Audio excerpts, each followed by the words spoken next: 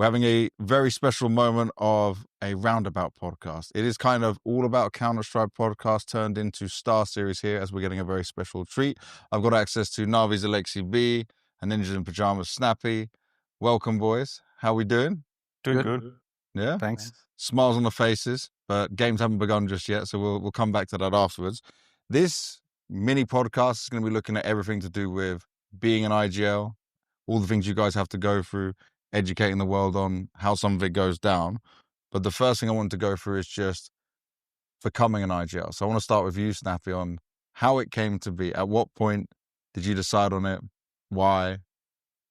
I think I came back because I was not playing for a few years at the start when it transitioned in from 1.6 to CSGO. Yeah. I was playing a bit from net cafes for the first 3 years, but I didn't own a PC for the majority, and I was just focusing on uni and my job. And then I came back and I played for I think a year or so, and then we were lacking an in-game leader, and my team kind of wanted me to give it a try, and then I kind of stayed in that role since. I think it was when I joined, I think Heroic maybe. It was my first full time. I quit my job and went full time again, and yeah, it worked out. Kind of got thrusted upon you, not really a direct choice? No, it wasn't a direct choice. It was definitely teammates wanting me to take the role. For you, Aleksi, you were young when you started off as an in-game leader. How did it come about? I think it was more natural because we just had a friend group, or not necessarily, we kind of created it by just having this certain group of players. And then when it got more serious, or even when we were playing for fun, I was usually just the one who were just trying to win and trying to say where we should go because other people weren't doing it. Okay. But then when it got a bit more serious, it was just always natural for me to guide. But once I got a chance in 2016 for trial period in ENS, I wasn't the IGL, or probably I was, but they were trying to see how I fit when the other guys were calling. Yeah. And then they were encouraging me to do it. And since then it was I just approached it always by trying to be the IGL. Before that, it was just otherwise we're running around on the server. So it was just better for us to group together and do something, Do you feel like you naturally had the personality to be a leader in that sense? Yeah, I do think so. Now looking back to everything, I see that it's way more likely that you are not going to do it and you're focusing on yourself, or, playing with two premates and not speaking to the others. So some people have the quality to, do it more efficiently, I guess. Was it natural for you? Or did it take some time to get into, adjust to it? I think it was natural when I took it up. But people also have to realize back in 1.6, I wasn't full-time ever. I didn't go full-time until 2015 or 16. So before that, I was more playing as a hobby, I would say. But when I transitioned fully into the in-game leading role, it was natural. But I don't think I saw it myself before, if it makes sense. Okay, so it's more as it happened, and you saw, okay, I can do this. I think so. What is it that tells you can be the person that would be an IGL, right? Because we've seen many star players have tried to IGL, other players have gone, and then we quickly see it doesn't work out. How do you understand this? I think you need to have certain qualities. Some of them might be seen negative, but I think you need a certain stubbornness to be the in-game leader, because you also need to kind of hold on to your own ideas, not for everything in the world, but if you're too easy to push around, it's people see stubbornness as a negative thing. But I think in-game leaders do need a little bit of it, not so it's impossible to work with, but you definitely need to at least be able to hold your own in that regard. And then I think empathy for players is also an important thing, being able to feel your players and encourage them, and also know when they're not feeling good. And I think some of these qualities is something you need to have to be a good leader. Yeah, I think a very underrated aspect, because no one else will ever know. Yeah. These things are only stuff that you will go through with your teammates. And maybe once you join another team, someone messages you after or something, like they, you have these discussions with certain individuals that exactly like when they're not feeling good and they appreciate it and you go back and forth, but this is nothing that no one will ever know, basically. And I think it's very underrated, and I think it's a huge aspect in terms of longevity of the lineups and, overall the team to feel like a team.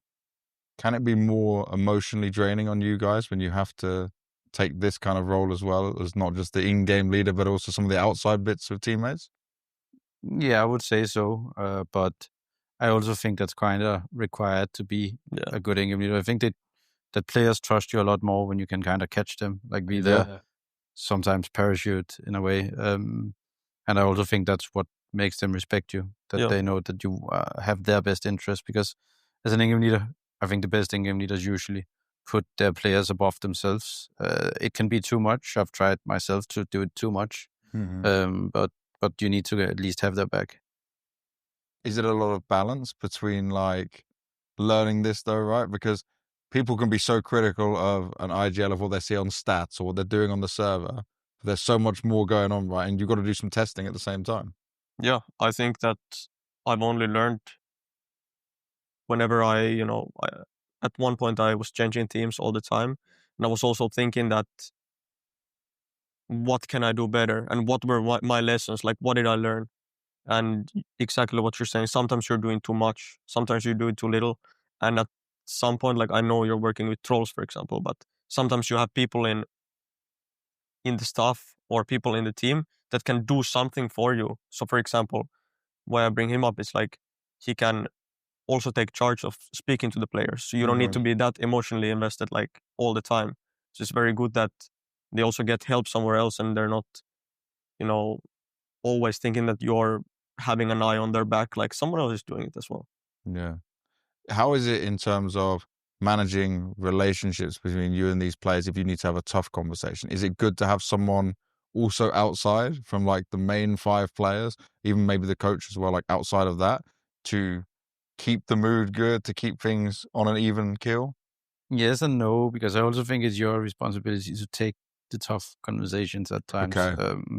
And I also think that is what makes the players respect you at times, that you are there when it's tough, but you're also there when, like, you're there when it's good and when it's bad in a way, right? Yeah. Obviously, there is certain times where where staff needs to take over, as you say, and like there's a reason why people have sports psychologists, coaches, assistant coaches, right? So it's about trusting and delegating as much responsibility as you can, but there's certain things I think you kind of have to do yourself.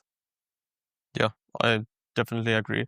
I think that having played in so many teams, I see that in some teams it's different. And for example, like I think the whole community knows, like everybody respects Blade, especially like when you work with him when you're in the team. So obviously he has a big say and a big, huge amount of respect from the players. So when he speaks to you, you listen, you go back and forth with him. And I'm there also, but it's like in another team, this might not be the case, There was no one. So I was usually the guy who was speaking to everyone. So I'm always kind of aware by my surroundings and trying to understand like what's the function of the team, like how should everything go. And I think that here in Navi at least we find a like good balance of it. And at some points I felt like I was lost when there was like no one else really there to help me. So I've been in a lot of teams now, and like you said, it's still hugely important that someone's doing it. Yeah. Looking at the difference between what we were talking about as a real leader, like, because the way I see some teams, and you can tell me if you've had it in any of your teams as well, is there's some people who are leaders in-game and captains, but then there's some people who lead the team in-game, and there's almost like a captain with more of the personality persona that would be a leader in that sense, right? How important is that for that to be just the one person, and can it work with having both ways? I think it can work with both. I think it also comes down to ego a lot. I think my coach Exist had it work like that, where he was more of the in-game leader, and then you had other people outside the game that maybe took more of the other responsibilities. But I also think that comes down to him having not the biggest ego, so therefore he was fine with other people taking the spotlight. So even though he was probably the real captain, like other people could be it outside the game maybe. So I think it can definitely work, but it's also a thing with personalities. Like I don't think a lot of people actually want to do the duties you have to outside of the game because people want to just play CS. Yeah, I think everything will work as long as the whole team trusts it. So it can be another guy, it can be the IGL, but it needs to be a thing where it's kind of like everybody knows it without saying it. So like as long as you follow one thing and as long as you understand, like it's not a surprise that someone's doing it like someday and this guy's doing it the other day. And then like I've had like teammates like Config. You probably know, like sometimes I felt like he was there when the team needed it, and he wasn't like the usual guy who's like always the captain or something, but he could have this moment when he's like, making a speech or something and everybody listens, everybody understands at that moment that's what we needed basically. Yeah. So for me, it's like as long as the whole team follows and as long as like everybody understands how it works, it can work. Why not? It just needs to feel natural. Yeah. As you say, I think the worst if it feels forced, then it feels wrong. Yeah, you don't want it to be fake.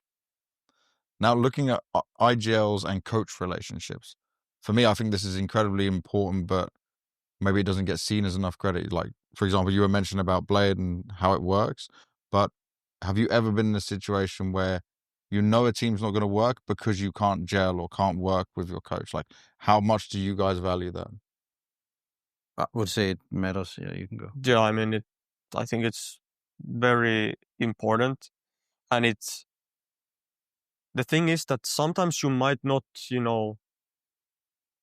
mesh together the best. Like I've had plenty of coaches this far, and sometimes you understand that maybe you're not the best buddies or anything, but if you can work with each other, like when it comes down to CS, when it comes down to speaking what you want to do, coming up with ideas, whatever, you can always work. But if you hold grudges, if you, show like passive aggressiveness, like creating drama, this is when you're not going to be on the same page. And when the whole team feels that the IGL and the coach are not on the same page, you can already understand what's about to happen.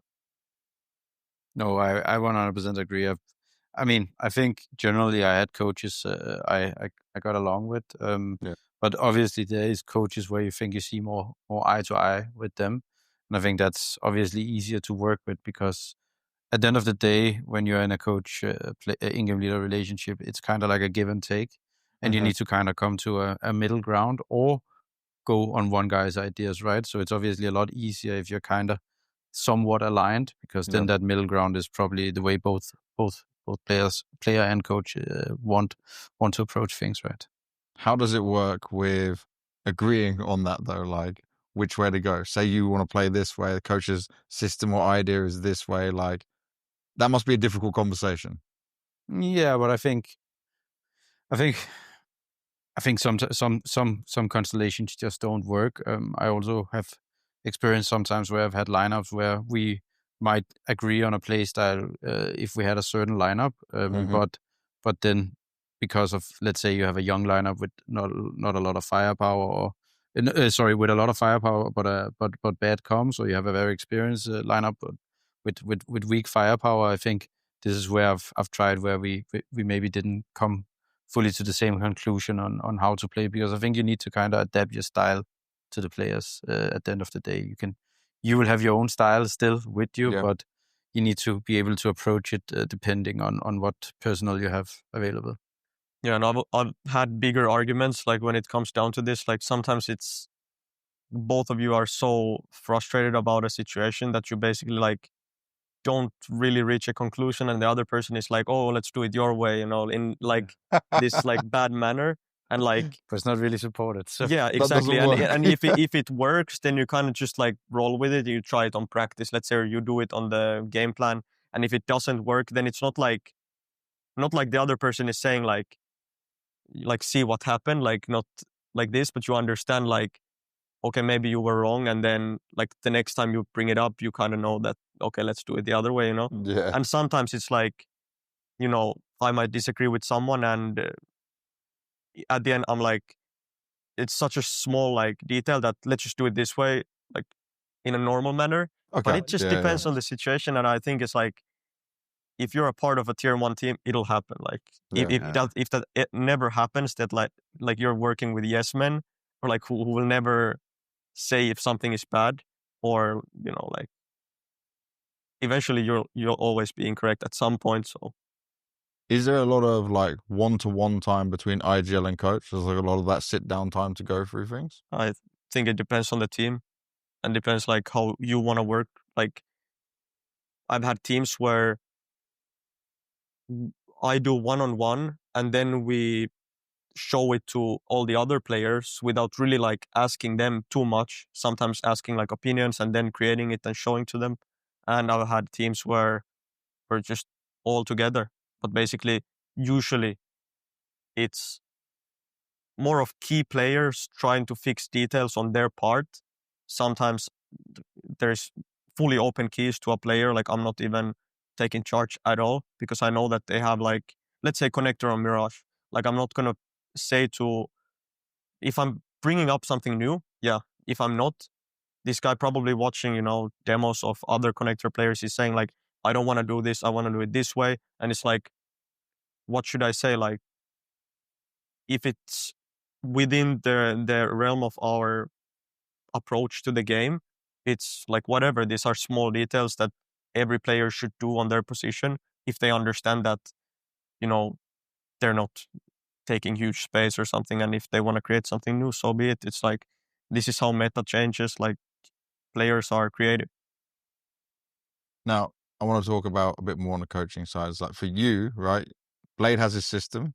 So when you came into that, is it just got to adapt to that system and you got to follow by that? Or how does it work with your own ideas coming in there? Because that's interesting to me, because everyone talks about Blade's system. That's never saying like, this is Aleksi's system, for example. No, I think that he was very, like now when I think about it, like now when, you know, we've had Drin join us, Makaze join us, it's way different because we already have everything set and like countless of hours of repetitions and speaking about different situations.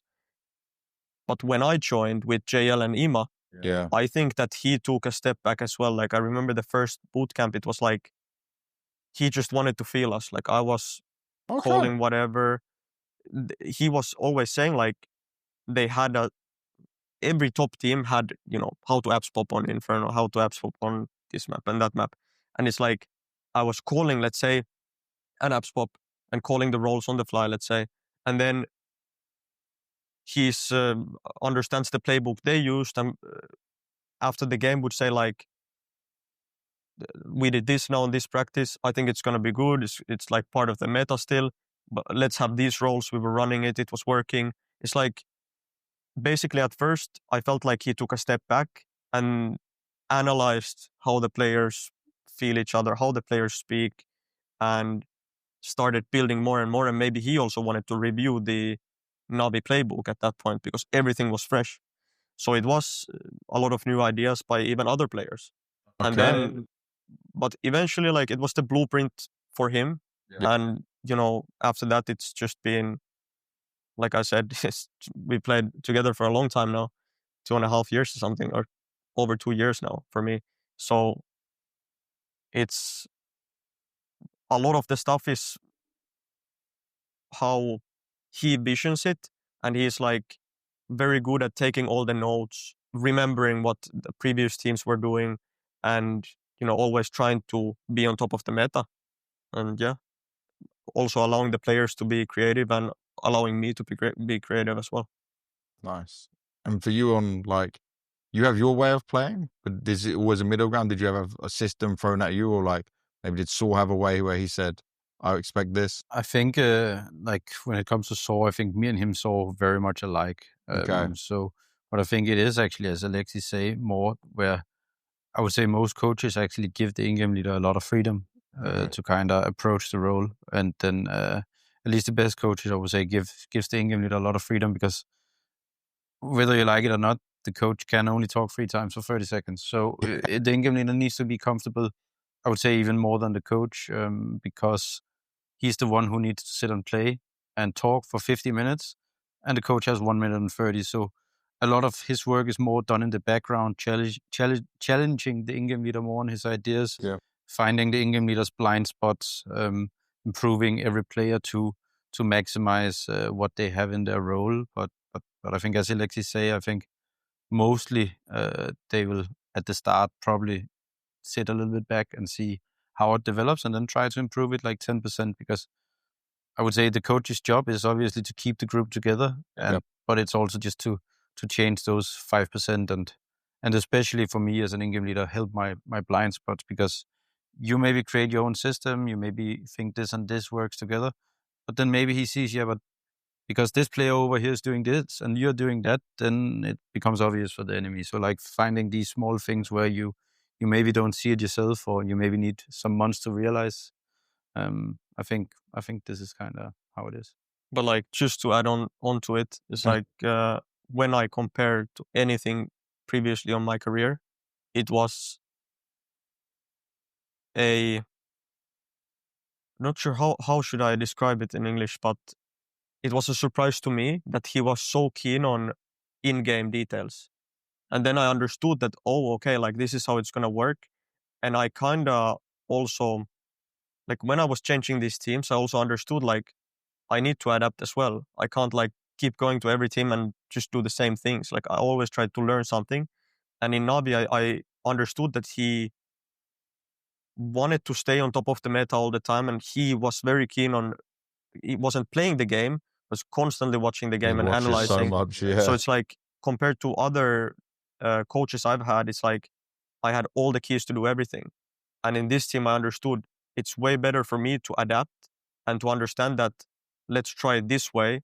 And, like after that, it was history. Like I started to feel more comfortable, and I always had someone on the side who was taking so much from the in-game aspect, like by speaking to players, like keeping everyone in check, that it was just a new experience. And I thought that, sometimes you need to adapt as well. Yeah, but I guess he challenged small parts constantly. Yeah, exactly. Dealing, right? But it's like I've had a lot of coaches who is more on, as you said, keeping the team, vibes, chemistry, all this stuff, like speaking one-on-one after practice, like someone is not feeling good, and less the in-game details. And I was like huge part of the in-game details, and it's kind of a bit of both, but we have other stuff in NAVI who is working more about like outside game related. There is always this conversation around coaches that are more the motivational coaches and then more the in-game ones. So what you're saying there, right, about players having this focus on the in-game details, how is it best for you guys to have coaches? What do you prefer? Like, does it depend on the team you have? Does it depend on the way you want to be? Do you want a balance of it? I mean, I think it's best if coaches are obviously good at both. But I would say it's very rare, right? Yeah, I think like there's becoming more and more good coaches in the space. I think it's also a development with the game. I think when it started, there wasn't probably a lot because everyone was still playing, right? Exactly. But I think with time, there's going to be more and more good coaches. It's going to develop.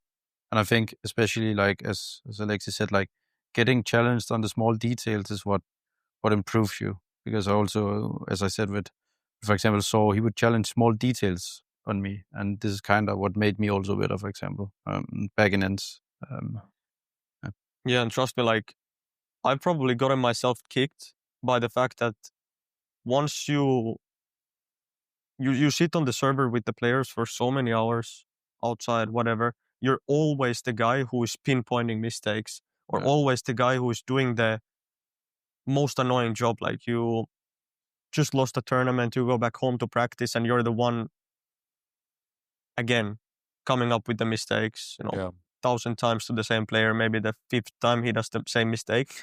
And it's like they will lose it with you. Like they start to be annoyed and stuff. But someone needs to do it. Like you can't just stop doing it, right? So it's like having that burden shared, or that another person can do it, because I've had coaches who never did it. And it's like and I'm speaking about in-game details, not like this player has a bad mood. Yeah, he might go and fix it. But in-game details, like if the coach wasn't that, like never fixing the in-game stuff, he will not start to do it after a year. Like he's It's not his way. more and more like getting away from it. So I think that now I've learned that it's very valuable to have the chemistry better and all this kind of stuff.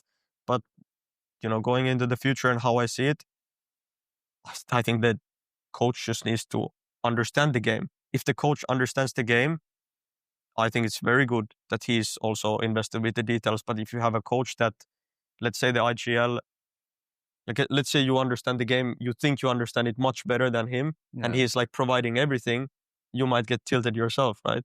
So it needs to, there needs to be a fine line. And like, I think in the future, you're going to have more coaches that played on the top for, let's say, 10 years and also understand a lot, like as long as they don't stop watching. It's interesting as well because obviously I know Blade doesn't play anymore, right, at the top, but he watches so much, like he's watching everything. But is it a must that a coach must be not actively playing, but actively seeing all this stuff? Or I think it's not a must that he's playing, but it's definitely a must that he's spending pretty much the same time as the players. But he will do that naturally by sitting in on pracs alone. I mean, there's a lot of hours there watching other games, staying on top of the meta. Obviously, sometimes I think the coach will also realize how the players are peaking certain angles if he has a mind for the game. So I don't think it's a requirement to still play as long as you have played on a very high level. But I do think it is probably at this point, I think it is actually hard maybe to be a top tier level coach without having played on a somewhat decent level at least. Because you do need to understand the game like very good in order to fix small details, like just the flash being like 10 centimeters longer in order to take more angles, or a player like when he strafes, like does need to, like different situation requires different movements from the player, and these small details I think a high level coach needs to be able to also address, as you say. Yeah. Now moving on from coaches, something you both have had to do a lot over your careers, incorporating new players, rookies to teams. Just tell me the way you have to approach this and how you look at it, because if we're specifically looking at a rookie, right, they can have the best aim in the world, but then coming to tier 1 is maybe not as easy, or it's a harsh reality for them, and then getting them into systems, getting them into being led in the right way. So how do you start doing this? I think for me it's that, like I've had plenty of rookies coming to my team, and like ever since Sergey coming to Havu, Mantu, Hetrick, Monesi, and forget about that time. Yeah, and I think I'm missing someone. But anyways, you actually leveled up a lot of AWPers just thinking about this. I don't. For me, it's like if a rookie like that, you bring him to any team, he was already brought there by the fact that he was 14, 15 and like dominating. So I don't, even if I was there or not, like I'm not going to take credit from that, because I think that player already had everything to become better, and he's going to only become better once he starts playing with a better team, right? But the thing is that, again, I'm coming back to the fact that like who's in the team. Like if you have now Makase coming to us, Blade will help him a lot. I will help him a lot. Monesi, Nico kind of took him under his wing. Like we could see in the future as well, like how they've developed. There's a lot of these minor details, but as the IGL, you always want to be there to try and make them comfortable. Like the number one thing is being comfortable and having those encouragement words, like understanding, let's say he had a bad game or whatever, you can always go to him and like speak about your experience, because you've been there, you had the experience. Maybe you didn't get brought up to the tier 1 team, like being a star, but you're kind of the voice and they will listen to you, hopefully. What about for you, Snappi? I would say it's also what is a rookie really like? Is it a player that have played in tier 2, tier 3 and then comes into a team, or is it a player that you pick straight out of Face It, like a Spinks guy, for example? Like it's hard to kind of say what is a rookie, but I would say that one of the most important things when you are a rookie is to look for their mindset. Like, are they willing to kind of learn? Are they stubborn? I think, especially also when you do scouting for these things, it's important that the players that you bring is like, they need to have a certain mindset and curiosity towards the game and towards the players that they play with. And I think if they have this, it's kind of like a straight line in how you develop them.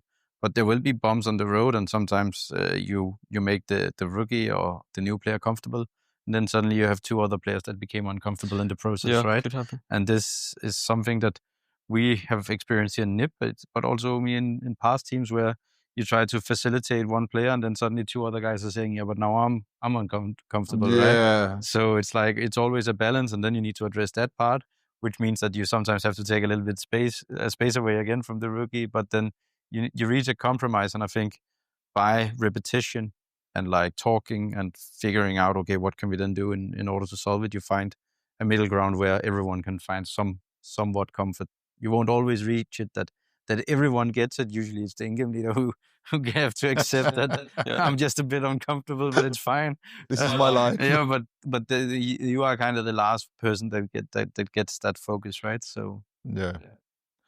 Looking at from rookies to players that maybe have a voice or maybe have too much of a voice, how do in-game leaders manage this? Like, are you both the same? Do you like a lot of extra talk and input from your teammates, or do you prefer it not to be there? Is there a golden rule? Do you both have different ways? it very much depends on the player. There's some players where I like it a lot, and then there's some players that think they're good at it, but they're not. I think that's actually a very common thing, that players think that they're really good at certain things, like this area specifically, and they yap, and they're not really good at it. So I would say that it depends. There's certain players where I really like it. Some players are really good at coming with ideas, and you really want to listen to them. I would say that, for example, like when I was in ends, like I had nerds and some Pyjamas that was really good at like coming up with ideas. Like some Pyjamas he was the kind of guy where you had to kind of limit him because he would watch 1,000 demos, and you would kind of have to find the 10 information overload. Instead of having the 50 things he came with, you would have to pick the 10 best. But it was really nice to have a guy like that. Yeah. And then for a guy like Nerds, for example, he was just very comfortable with his plates, so you could trust him and trust his like mid rounding, like in term, like not for the team but around himself. It was more like, I want to do this. Okay, then we've built a plan around it, right? So that's the kind of input I like.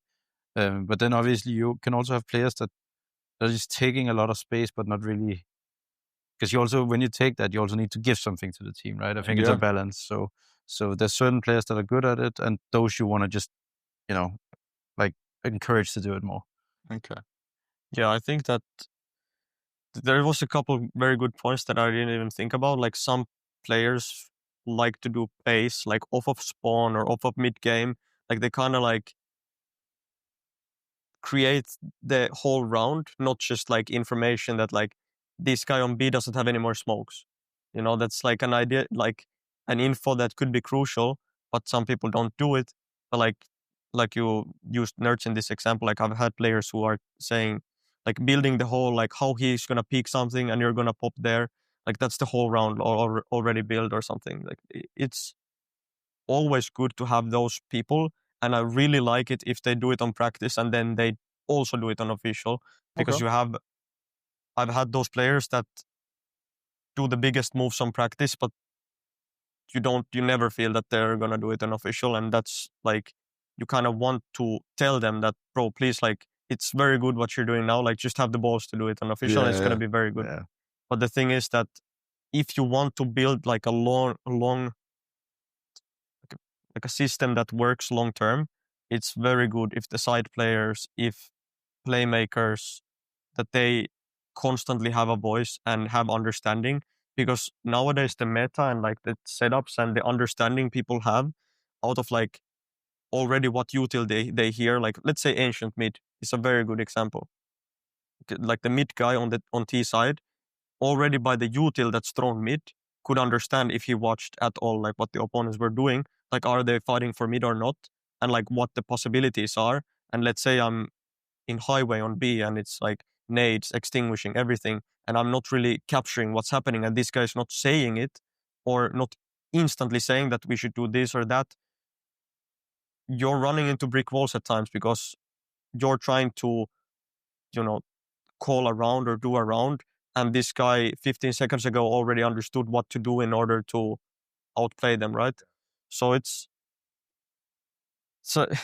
it's a very hard topic, I feel like, because as you said, someone could yap too much or like doesn't really understand. But at the end of the day, if you want to build something, you can't only rely on one guy.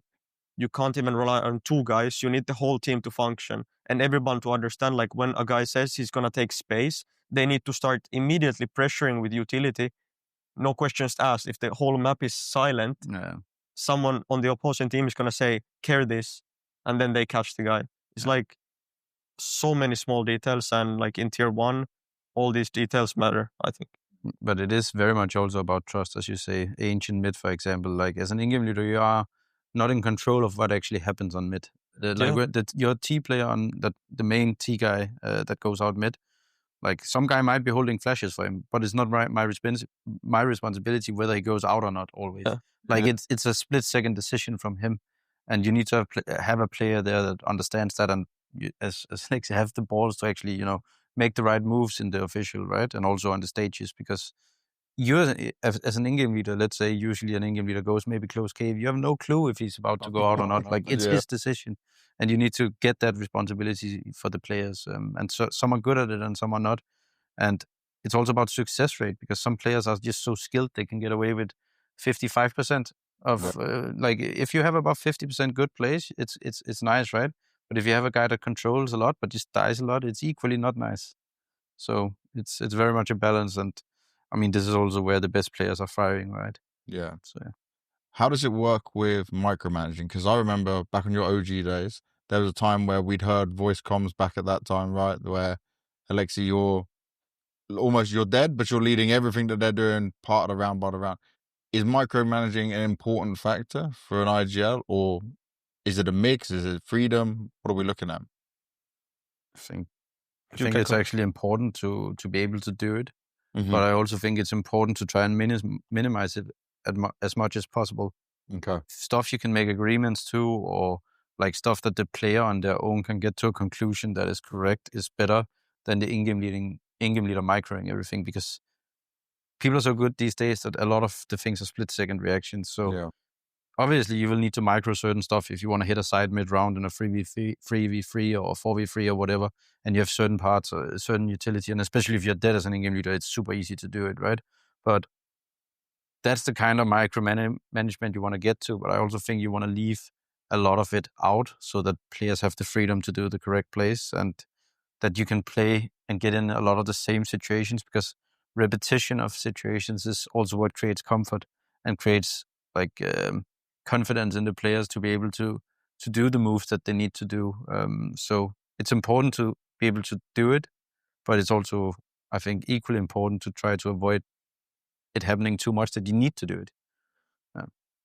Yeah, I think that it is very important, and I've always had the thought about it, that if the people who are alive, or like let's say I'm dead and I'm spectating, if the people who are alive are creating ideas or they are speaking already, I don't need to say anything. I feel like they have it under control. And sometimes you spectate, or I might be alive, and the guy who's dead, I think he has equal responsibility to understand like the situation. If I'm not saying something, they might see something.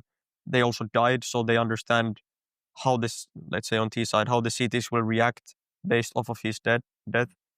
So there is a lot of good players are doing it, and you can hear it in the booths as well. Like when you walk around, like not the viewers cannot, but like the competitors can. And when you hear these international teams, and I've heard a lot of good rifle players as well, or even oppers, like for example Torsi, like these guys, the good players understand when to talk, when to micro, and it's very important, I think. But there's always a line to everything. I'm not saying sometimes I went overboard with it. At some points let's say I wasn't doing it, and at one point I'm thinking like maybe I should do it more. It's a never-ending thing, and I think that when you play with the right guys, or when there is a flow and communication is rolling, you don't really need to do it because someone's already kind of doing it. And, I notice it that in good teams I've played, good players are doing it. Like, let's say, good example, like Valera, for example, Bit. Yeah. He's very good at, like, let's say he's spectating. And he understands, like, I'm one step away from the guy I should trade. He is saying to, like, he can say the first guy, like one step, like, just, it's micro, but it's important. Yeah. Then let's say he loses the one step, he starts a duel, I'm insta-trading him. Just a random example, by the way. But it's like, good players are doing it constantly, and it's important. Yeah, I think actually the better the teams I've played in, the less I have to micro, for sure. Okay. So it's actually good. Like, for sure, the better the team is, the less you micro. Also the communication part.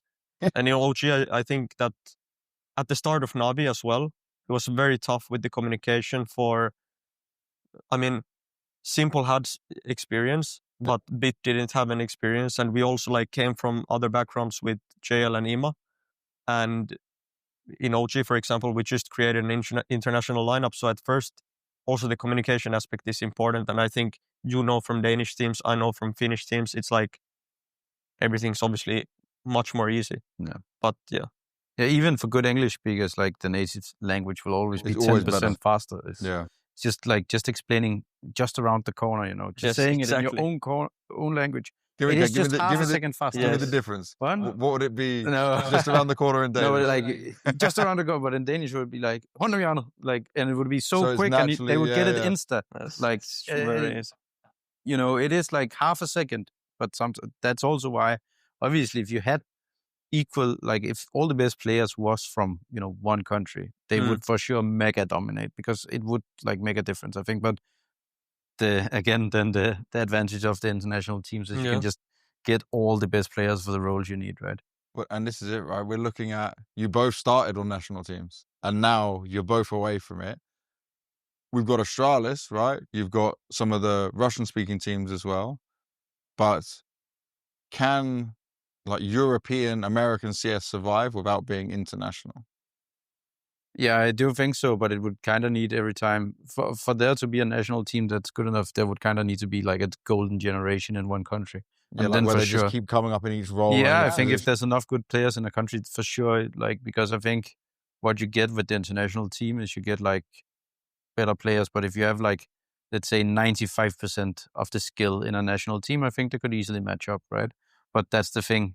Not a lot of countries, except for the CIS ones, do have that. Like, Brazil. Hey, they're going away from it now. They start speaking English. Their difference is they cannot buy the players to put on the right team because of the dodgy contract. Like, I remember at first there was so many Swedish teams. Then like there was the Danish era where I felt like the major had like 30 Danish players. And like that's where I felt like you could create like Astralis 2.0, like from all these other players that are on these teams. Like the major had like 5 or something Danish teams. So it's like now it's way less. Like, I don't know really what happened. Maybe exactly what you said about the age of people and stuff, but there is not really, like, I'm trying to think like of a nationality, like all kind of dropped. I think Turkey is a good example of having like a lot of good players right now in that over team, right? But even that, like they probably have some roles where they could upgrade, right? But and you've always got to have that next generation coming through all the time. Yeah, I mean, obviously Ukraine and Russia are the two biggest, but again, like they could for sure field a team each that would be top 5 in the world if they get at all of the players. And I think what they like, some of these teams that are coming up are like, they're just almost there to be like very good. They also lack the fact that the best like players might be already in some teams, and they will never join the team to fill the gaps or stuff like that, or it never quite works out. Give the wisdom, all this stuff. It's like a never-ending cycle. I feel like once the international teams are formed, it's very hard to go national again. Like all the stars need to align, and the national organizations need to pull out all the money. Yeah, a lot of money at that point when it happens. Our contracts have made it very hard, and also I think in general, like if a team have like a superstar player, like if a nationality have a superstar player, that's what you want to build around. But that's kind of the things that Sweden don't have it at the moment, Denmark don't have it at the moment, Finland don't have it at the moment. Like there's none of these. Like France probably do have it, but but they have they're number one in the world with an international lineup, right? But the majority of the nationalities, they just don't have that firepower to match, because you can see it in Australia. Like it's a good team, right? But they don't have a top 10 player in the world, probably not even top 20 player. They didn't even have top 20 last year, right? It was none. So then it's just hard to compete, because you're going to be playing against some of the other teams that just have players that are straight up more individually skilled, right? Okay, away from the player side and the country side, because it was a nice, interesting tangent as you guys were talking about national. Second callers in a team, the extra voice in there. Is it a must to always have that dedicated second person? Is it always like a requirement for you? I think I already kind of answered this. I think not. I think that the responsibility should be bigger on everyone. Like, it's easier, like we were speaking about responsibilities, like whether it comes to like a mid player or an ancient, but like it's easy to give the responsibility for someone, so he always has it at the back of his head and you can remind him. But it's also very good if, I'm just trying to imagine like Prime Astralis. I felt like I was watching their voice comms. You obviously know better, but I just felt like the whole team understood the game. They understood the moves that is always the best. And they all of them could maneuver the whole team. And they could say something and the whole team is rotating and like offering the perfect util. It's like always the dream scenario. No, but it's like, that's for sure the case. And now when Vitality was rolling everyone the start of the year, I do feel like when you were watching them, like the cohesion of everything. Oh, definitely. And they knew their roles, they knew the responsibilities. Like I think that it's very good to give a second caller, like give the responsibility for someone, because first of all, you probably give it to someone who's already speaking, so he just is probably going to do it more. But the ideal scenario is that the whole team is kind of like always pulling their own weight when it comes down to this. Yeah, same. Yeah, for sure. I mean, I think the best team I played in my career was obviously that last end team with Nerds, Pyjamas and Madden, and I think like it was like we had like three guys that would talk. Like Dyr wouldn't talk so much, but that was actually a good thing in a way, because we had a lot of communication on the other players, I would say. And but he was like you could just rely. Yeah, on he was him. more just reliable, getting it done. Yes, exactly. And then I would say Nerds was like talking a lot around himself, which was good. Then Pyjamas was a lot helping up with setting up utility as the AWPer, and then Madden was very good at connecting with and talking in between players. So it was not really one person. So I think for sure, as Aleksi said, I don't think you need a dedicated second guy at all. I think you just need, if you have skilled players, like they're gonna do it in union.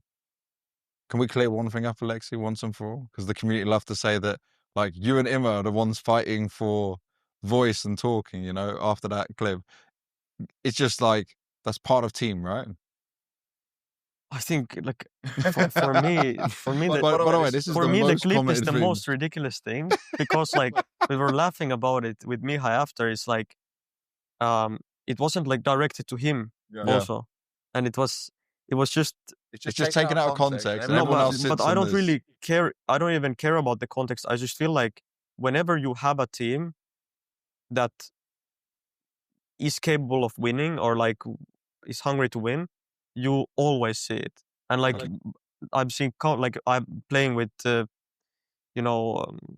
Ukrainian team right now, like, and they understand Russian, and I've heard like so many clips of like these Russian teams and they're like translating it to us, and I'm thinking like, okay, that's interesting to say to your teammate or something. So it's to me, it's like, can you say something better at times? Yes, but I think that if you compete, whether it's normal sports or this, and you never have those moments, like when you get frustrated or when you speak in a certain way to each other, it would be very weird that you could win, let's say, because I feel like winning teams always have it. It's either behind closed doors or you hear it. Sometimes it happens. I think it's a lot about respect, and I think as Aleksi say, it's like there's a lot of snowflakes out there that doesn't understand that there's no time to sit and have a round table and a nice discussion and a coffee. Like there's not a time. There's no time for it. Like it's direct communication, so you're talking direct, and sometimes it leads to some small arguments. But I also think that proves some willingness to win. I mean, there's a certain line that you shouldn't go across, obviously, but I think, the best teams I've played and we fought, like not only me and one, like everyone fought, like in different constellations, and people would get mad and yell at each other in the prac room. And this is the best teams I've personally played, and this would happen like on at least a monthly basis, like that someone just went mad at another guy. I'm just the thing I'm laughing about the most is just like if we had like when I played football. Yeah. And like how our coach would scream to us. Oh, bro. Yeah. It's like, no. Try have a boxing coach. When I do my kickboxing stuff, bro, the stuff he would say, like you. No, but that's the funniest thing, because I feel like it's always. I want to always be better. Like when I get frustrated, I'm always gonna be there to like apologize if I cross the line or something, and always want to fix things in the right way and in the right manner. And I think that it's so much better than when I was 18, 19, 20, like I've matured a lot since those days. But you're getting older, mate. Yeah, but the thing is that it's always a part of everything. And I think that, I mean, obviously the streams, like they clip out something and it's fine, but they obviously also leave the bad stuff out. Like I think a lot of teams are not allowing them to publish something. Of course. And that's even happened to us. Like we get frustrated. It's part of the stuff that's happening. Now, last couple of points to touch on with this for you guys. Stats of an IGL. What do you guys consider? Because this stupid narrative, I think a lot of people have. I think people who are not maybe playing to a high enough level don't seem to understand what is draining on you guys, right? So when you are calling more, when you are sometimes micromanaging things, when you are having to, obviously it's going to be harder for you to focus on shooting. But they see some shots that an IGL will miss, and it's all IGLs get the same criticism. Oh, he didn't hit a easy shot. Like, how is he still playing? What do you guys consider good enough? Just the end map win doesn't matter about stats, right? Or what is supposed to be something that we should be looking at as a metric of how we value an IGL in modern CS? I would say that there's obviously a certain threshold that the in-game leader, like he needs to be able to hold his own on his sides, right? Because at the end of the day on CT, you are playing 5v5 CS, and yes, you're maybe 10% weaker than other players, but you need to be able, it cannot be like 40% weaker, right? Okay. So I think for me in last year, I was playing very bad, like individually, and it wasn't good enough. Obviously the team was not exactly functioning well, and I was focusing on a lot of stuff, and off the server some stuff happened, but this is kind of where I saw it as, okay, that just wasn't good enough, and I need to raise my individual level. But I think there is a lot of things that leads to the worst stats. Number one is obviously that you're focusing on your radar. You're constantly looking for how can we make a team play. You're not focusing on your crosshair a lot of the time, especially on T side. So there's, and you also most likely put yourself in the worst roles on set strats, because either you have the bomb or you're running first usually, because this is kind of the roles that the other players don't want, right? And I think this is kind of what gives you the like actual proper excuse to have worse stats. But as I said, it also comes with a certain, there's a limit to how bad you can also play. And I think I was definitely above that limit last year. Yeah, I do think that, like, as an IGL, when I played with, like, many lineups, many teams, when you have bad periods and bad games, like, I feel like I'm the worst enemy of myself. Like, I overthink, I'm very critical to myself. But the thing is, like, I understand when I played bad, like very bad. And like sometimes we have like a half where, let's say you end with 3 kills or something, but you played like the whole half, I didn't, let's say I don't check stats, anything. I'm just like very happy with how we executed everything. Like we spoke about how the moves we made, how trades happened. And you don't even think about it. And at one point, you miss a frag that would win you the round and the opponent is on eco. and you're gonna remember that round for the rest of the day, for tomorrow, the next day. It's like I always put all these things into context. Like as you said, sometimes it's unforgivable. I'm thinking to myself like, how did I miss this? Like the whole game would be different. And at times I feel like, yeah, I might have missed a frag here and there, but putting everything to context, like how we played the rounds, how we spoke about some of the details, how I got traded, you play selfless here and it worked. I couldn't, like, let's say we end a half, like we win 8-4 and I played good, but as a team we played bad, compared to 8-4 and I played bad in terms of stats, but we did everything good as a team. I would take that any day. Because once you go to review it, you saw that so many things you did good and it's like good for the future, and not like you're watching the rounds and somebody's saving you out of like, you should have lost so hard here. Yeah. So it's like everything is about context, and you need to also, like you said, like understand when you did a mistake. And trust me, like I think we do. Like we hear it a lot, and yeah. Is it a thankless job? No, I don't think so. At times it is a thankless job. Like where you get, maybe not from your players and team, but from community side. From the right? community, yes and no. When it goes good, everyone thinks you're the best, and when it goes bad, everyone thinks you're shit. But I think in a team, I think it's okay. It's nice. And I can like say one interesting thing. Like I've seen some, like, trust me, there was a lot of hate comments I've seen from myself. Yeah. But like there's a filter to it when it comes down to you. But like I saw some like hate comments about Carrigan, for example, lately. And I don't agree. Like if, I don't know, he's like, maybe I'm a bit biased because I always rated him as like, I guess the GOAT IGL, like after he kept it going when Glaive took a break and stuff. Yeah. But like you have those down periods, and he started CS2 with having the best like CS2 team. He reached 2 major finals in a row at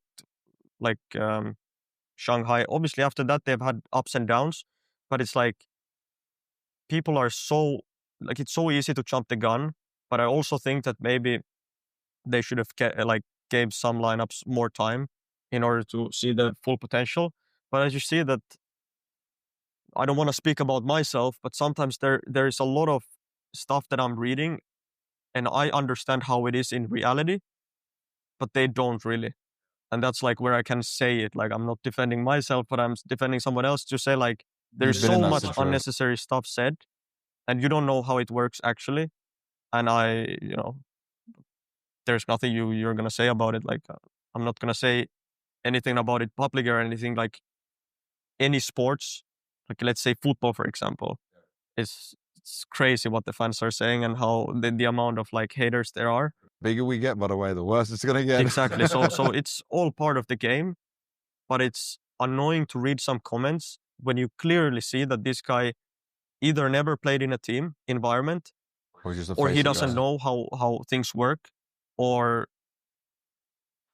you know what I mean. It's like, I'm not diminishing like all the comments, even if they're hating comments from the community.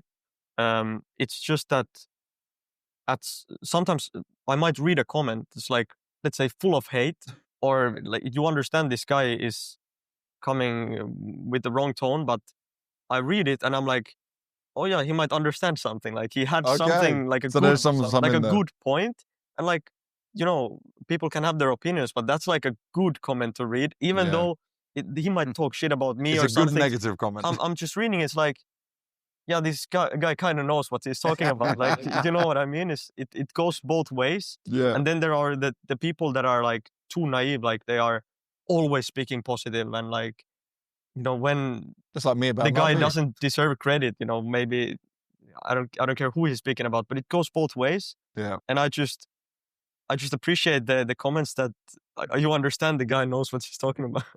I always look at it this way. There's negative and positive comments, but the fact they're commenting is a good sign for us and the game in general for the audience, right? Like the growth we have and where we're at now from, I don't know, 5-10 years ago is kind of crazy. So the last topic I have on here to talk about with you guys is probably Snappi's favorite thing in the whole world, the VRS.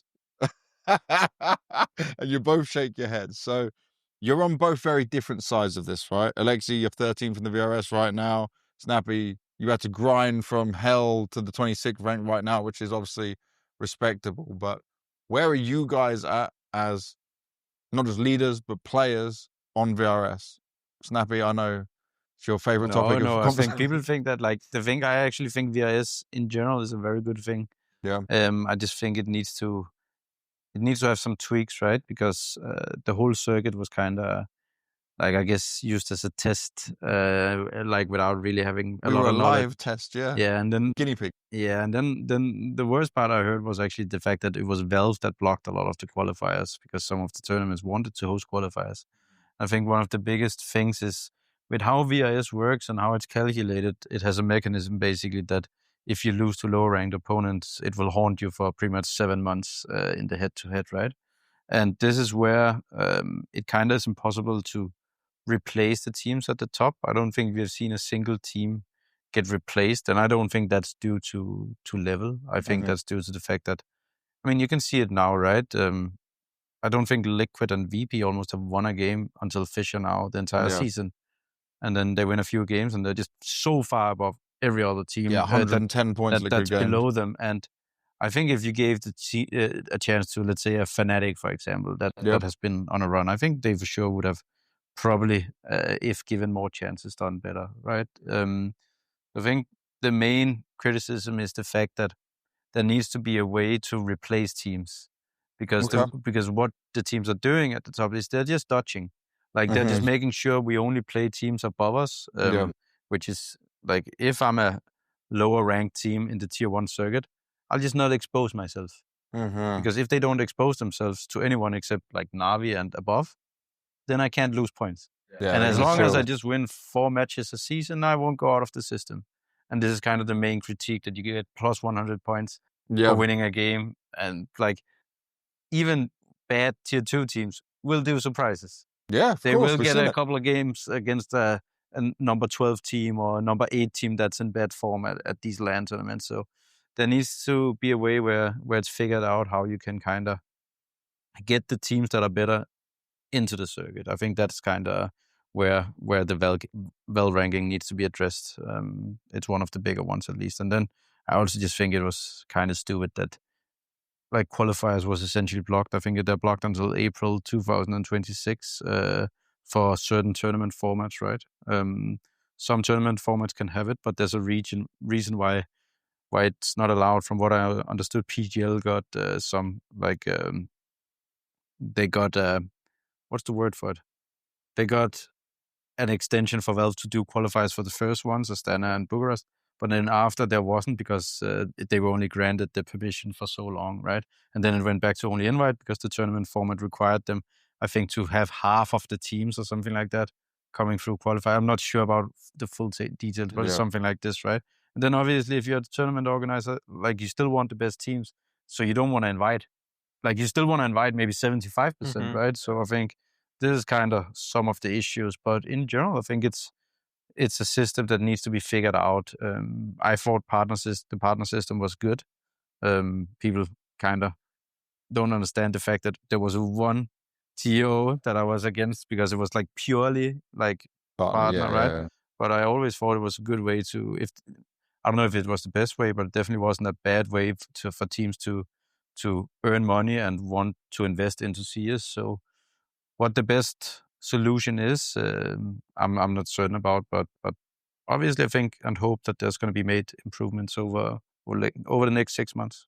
Do you believe, though, that it's something that can be polished and that can improve where we're at in an ecosystem for the game? I think it can definitely be polished and improved, but I think both TOs, organizations, especially Valve, Valve needs to step up, but the TOs and organizations need to find a way where they can make it profitable for all parties, because at the end of the day, the key is that everyone wants to and everyone needs to earn some money in order to make it sustainable. So the best solution is to find that way, and I don't know obviously what the best way to get there is. Yeah.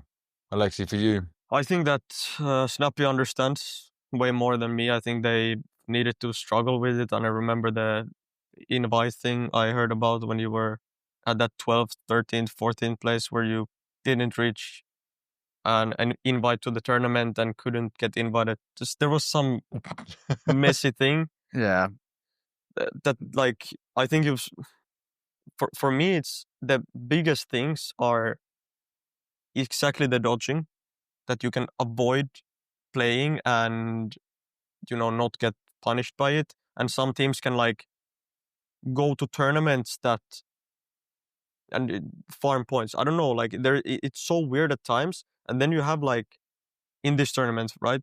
Yep. We play our first game against 9, and we just check that. I'm not sure about their BRS. What's their BRS ranking? Oh, I think off the top of 30, my head, they 40, might be I like guess. 40. Because like if they win us, it's I can like check. probably like plus 50 something points. So like why wouldn't they then get way more? Someone can just immediately like explain to me why, but it just feels like, let's say they would get 1 million points by winning us. It's like, what's in it for us to play then? Like 9 is 36, so I was not too far off. because it would be nice that better teams could play some lower tournaments and not like risk their spot, like you're saying, like everybody's dodging then. But I think it has been getting improvements, and I do think that it's gonna be better. Hopefully, the best thing there ever is, like in 2 years, hopefully. But it's still a process, and you would hope that there is like the optimal way, like the optimal ranking system. We're all waiting for it. Snappi sat there smiling, saying No, but like I think it is, as Aleksi say, like you don't, when you're a top team, essentially what you don't want to do is you don't want to expose yourself to other teams except if it's LAN, because if you go to LAN, like the LAN factor will then get you That's up, a big win. and then like there's a lot of things. Obviously, the event weight is what kind of decides some of these other factors as to the points you get. But where you really get punished is on the head-to-head, right? Because every loss that you get on the head-to-head get compared for the starting rank, right? And that is where the lower ranked teams, those losses, like last year, I think we had, like with the games we played with Jax, like if you looked 4 months later, we had minus 150 points for these losses because they were like hitting us so hard because our rank had gotten up so far because we qualified for a standard, then we got 80, then we won frag, then we got 40, then we got playoff at a standard, then we got 20. But then all those losses we had 4 or 5 months ago, they punish you because they came against very bad teams that maybe had like 700 VIS. Or maybe some of them even disbanded. And that would be a maximum punishment on the head-to-head, right? And this is why it's so unforgiving for the tier 2. That sounds... It's why it's so unforgiving for the tier 2 teams to get out, because essentially every loss you catch is haunting you for 7 months. Yeah. Pretty much. And this is why it's so unforgiving for the tier 2 teams to get out, and why like it's only the 10 best like things that count in each category, right? And when Liquid catch a win now, they're doing it at an event rate of 1, because a $1 million event will essentially get 1 event rate. And then all the other multipliers, because they have barely won any matches. Yeah. They so suddenly boost up. They get points in all the categories, and that's why they suddenly get 100 points. And then you see other teams, they go to a LAN, but they have already maximized the opponent network and all of these other scores online, right? So yeah, it's a big, you need to actually look into it to really understand it, but yeah. And I don't think it's simple. No, definitely because then not, it man. would be probably... Snappi's a smart cookie with this stuff. Yeah, but you don't have to deal with it as much. No, I think as long as you are a team like NAVI, all you need to know is don't expose yourself online. If you do that, there's 0 chance you fall out. Yeah. Well, guys, this has been fantastic. I've enjoyed this very much. So thank you very much for coming and talking through all of this. I got to learn a lot with it as well. This has been the All About Counter-Strike Starseries special being hosted here in Budapest. Thanks for watching, and we'll see you at the tournament.